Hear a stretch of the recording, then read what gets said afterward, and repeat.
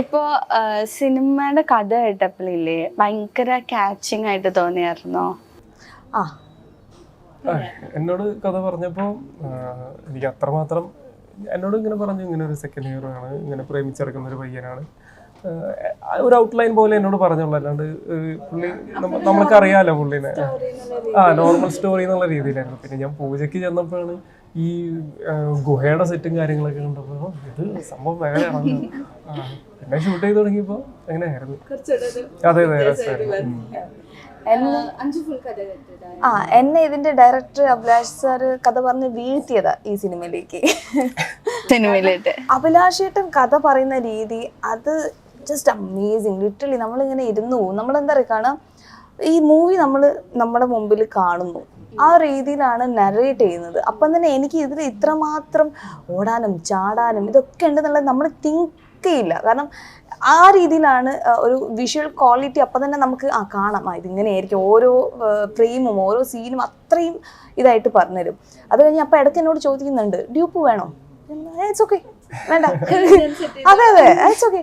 അപ്പോൾ നമ്മളെ മനസ്സിൽ പോലും ഇങ്ങനൊരു സംഭവം വരുന്നില്ലല്ലോ. പിന്നെ സ്റ്റാർട്ട് ചെയ്ത് കഴിഞ്ഞപ്പോഴാണ് ഞാൻ പറഞ്ഞത്, അതെ ഡ്യൂപ്പ് വേണോ? അപ്പൊ നിനക്കിനി ഡ്യൂപ്പ് വേണ്ട, ഞാൻ ചോദിച്ചതാ. അപ്പൊ ഞാൻ പറഞ്ഞു, നിങ്ങൾ പറഞ്ഞതിന്റെ പ്രശ്നമാണ്, അപ്പൊ നിങ്ങൾ പറഞ്ഞു തരണമായിരുന്നു സ്റ്റോറി. പക്ഷെ is A very brilliant director. എന്നാലും ഡ്യൂപ്പ് ഒന്നും ഇല്ലാണ്ട് ചെയ്തപ്പോൾ വേറൊരു എക്സ്പീരിയൻസ് ആയില്ലേ? നല്ലതുപോലെ ആ സിനിമ കണ്ടാൽ അറിയാം. കാരണം അതായത് ഞാൻ പറഞ്ഞത്, നമ്മൾ തിയേറ്ററിൽ തന്നെ പോയിട്ട് ഈ സിനിമ കാണണം. കാരണം അതല്ലെങ്കിൽ ആ സിനിമേനെ നമ്മൾ എന്താ പറയാ പോസ്റ്റ്മോർട്ടം ചെയ്യുന്നത് പോലെയാണ്, അങ്ങനെ പറയാം. കാരണം അവിടെ പോയി കാണുമ്പോൾ മാത്രമേ അതിൻ്റെ വിഷ്വൽ ക്വാളിറ്റി ആണെങ്കിലും ഇപ്പം സൗണ്ട് എഫക്ട്സ് ആണെങ്കിലും അതൊക്കെ നമുക്ക് അവിടെ ഇരുന്ന് എക്സ്പീരിയൻസ് ചെയ്യേണ്ടതാണ്. അത് നമ്മളൊരു OTT ഇരുന്ന് കണ്ടാലോ അല്ലെങ്കിൽ നമ്മൾ ടി വിയിൽ അങ്ങനെ പറയില്ല കേട്ടോ, ടി വിയിൽ ഇരുന്ന് കണ്ടാൽ അതിൻ്റെ അത്ര ഒരു ഇത് വരില്ല. തിയേറ്റർ എക്സ്പീരിയൻസ് ആണ്, മസ്റ്റാണ് അതിന്. അപ്പോൾ എല്ലാവരും തിയേറ്ററിൽ തന്നെ പോയിട്ട് കാണണം.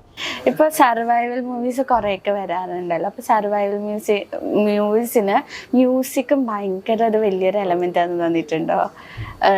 ഇപ്പൊ തിയേറ്റർ എക്സ്പീരിയൻസിന്റെ കാര്യം പറഞ്ഞല്ലോ, അപ്പൊ ആ ഒരു മ്യൂസിക്കും കൂടെ വരുമ്പോൾ നന്ന ബ്ലെൻഡ് ആകുമ്പോൾ അടിപൊളി ഫീലിംഗ് ആണെന്നൊക്കെ തോന്നിയിട്ടുണ്ട്. ഔസേപ്പച്ചൻ സാറ് എൻ്റെ ഫസ്റ്റ് തമിഴ് വർക്കാണിത്, തമിഴിലെ ഫസ്റ്റ് വർക്കാണ്.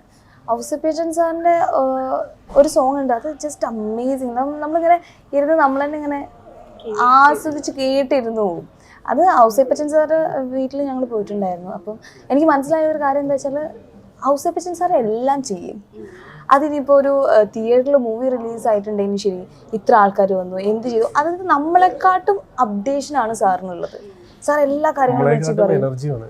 സത്യം, ഞാനിതിപ്പോഴും നമ്മൾ ചിന്തിക്കും, നമ്മളൊക്കെ ഇപ്പോഴും നമ്മൾ ഈ ഫോണിൻ്റെ ഒക്കെ ഒരു കാലഘട്ടത്തിലുള്ള, എന്നാൽ നമ്മൾ ഇതിൽ എന്താ പറയുക, അത്ര മേ ബി ഒരു റീൽസ് എടുക്കാൻ നമ്മൾ നോക്കും.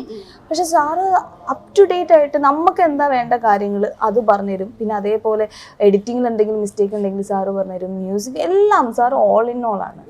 അപ്പോൾ സാറിൻ്റെ ഒരു മൂവിയിലൊക്കെ ഒരു ഭാഗമാവാൻ പറ്റിയെന്ന് പറയുന്നത് വലിയൊരു ഭാഗ്യമായിട്ട് കരുതുന്നു.